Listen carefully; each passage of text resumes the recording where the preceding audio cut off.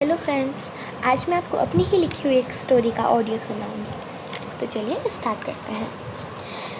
पैसिफिको the dream ghost. रात के कुछ 9 बज रहे थे। मुझे एक कॉल आया। वो कॉल मेरी फ्रेंड रिया का था। उसका बर्थडे कल है, ये उसने मुझे बताया और कहा कि तुम कल ज़रूर आए। मैंने कहा हाँ हाँ क्यों नहीं, ये कह के मैंने फ़ोन कट किया। अगली सुबह मैं तैयार होकर लाइब्रेरी के लिए निकल गई। वहाँ जाके मैं किताब ढूंढने लगी। तभी मुझे कोने में रखी एक मोटी सी बुक दिखी। मैंने उसे उठाया। काफ़ी पुरानी लग रही थी। ऐसा लग रहा था कि बरसों से उस किताब को किसी ने नहीं पढ़ा। मैंने लाइब्रेरियन से कह वो किताब 1 हफ्ते के लिए ले ली। घर पर गार्डन में बैठ के उस किताब को ध्यान से देखा तो उस पर लिखा था पैसिफिको, तुम बड़े बड़े इटैलिक अक्षरों में। मुझे कुछ समझ नहीं आ रहा था। मैंने जैसे ही बुक खोली मुझे याद आया कि मुझे अपनी फ्रेंड के बर्थडे पर जाना है। मैंने तुरंत बुक बंद की और तैयार होकर उसके घर के लिए निकल गई। वहाँ पहुँचते ही मुझे अपनी सारी फ्रेंड्स मिली। हमने मिलकर खूब मज़ा किया, खाया पिया खेला, हमें बहुत मज़ा आया।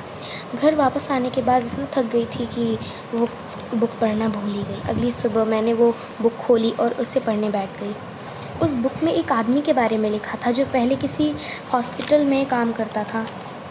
कई साल हो गए थे उसे वहाँ काम करते हुए। उस आदमी का नाम पैसिफिको था। उसके दोस्त उसको पैसी कह के भी पुकारते थे। उसमें आगे लिखा था, 4 साल बाद जब उस हॉस्पिटल में एक औरत आई, वो औरत दिमागी रूप से ठीक नहीं थी। उसे 10 दिनों के लिए एडमिट किया गया। जब पैसिफिको उसके लिए दवाई लेकर आया तो उस औरत ने पैसिफिको का गला पकड़कर उसको चाकू से सीने में मार दिया। और फिर मैंने किताब का वो पन्ना पलटा और आखिरी पन्ने को देखा तो उस पर सिर्फ इतना लिखा था, don't say Pacifico hospital worker 3 times, mirror covered with red bloody curtains. मुझे कुछ समझ नहीं आ रहा था। मैंने घड़ी की ओर देखा, रात के 10 बज रहे थे। मैंने तुरंत बुक बंद कर दी और सोने चली गई। उस किताब को पढ़ने के बाद वो हर चीज़ मेरे सपने में रोज़ आने लगी। अगली सुबह उठकर मैंने तुरंत उस बुक को लिया और लाइब्रेरी के लिए निकल पड़ी। वहाँ जाकर लाइब्रेरियन को मैंने ये किताब वापस दी, पर पता चला कि ये किताब लाइब्रेरी की तो है ही नहीं। ये बुक किसी ने गलती से यहाँ रख दी थी। लाइब्रेरियन ने उस किताब को लिया और जाकर कूड़ेदान में फेंक दिया। मैं भी घर वापस आ गई। कुछ दिनों बाद हमारे फ्रेंड्स ग्रुप में एक नई लड़की आई, शिखा। तो हमने सोचा कि हम कहीं घूमने जाएं। उसमें से एक ने कहा क्यों ना हम किसी हॉरर और एडवेंचरस जगह पर जाएं। सबने हाँ में हाँ मिला दी। अगले दिन हम निकल पड़े। मेरे साथ मेरी बड़ी बहन और मेरा छोटा भाई भी थे। रास्ते में हमें एक सुनसान स्कूल मिला।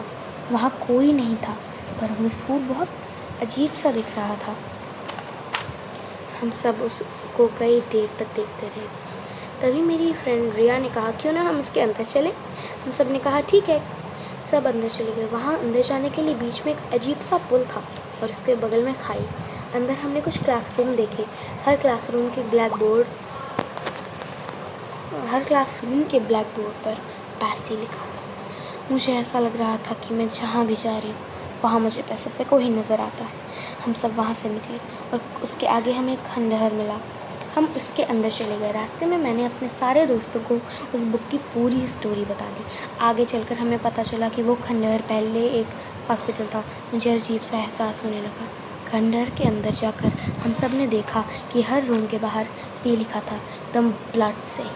फिर मैंने देखा कि हमारे आसपास बहुत बड़े बड़े शीशे लगे हुए हैं और उस पर लाल पर्दा लगा है। मुझे शक होने लगा कि ये तो वैसी ही जगह है जिसके बारे में मैंने उस बुक के आखिरी पेज पर पढ़ा था।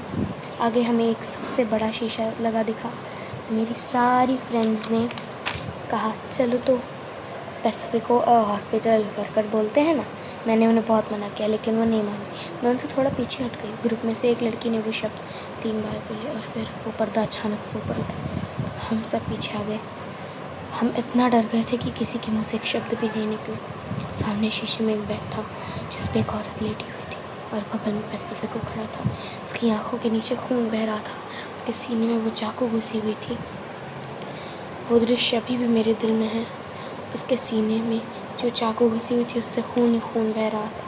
हम इतना डर गए कि तुरंत वहाँ से भागे। शायद ही मैं उस बात को कभी भूल ना पाऊँ। To be continued. I hope आपको ये स्टोरी बहुत पसंद आई होगी। इसका पार्ट 2 भी जल्दी अपलोड होगा।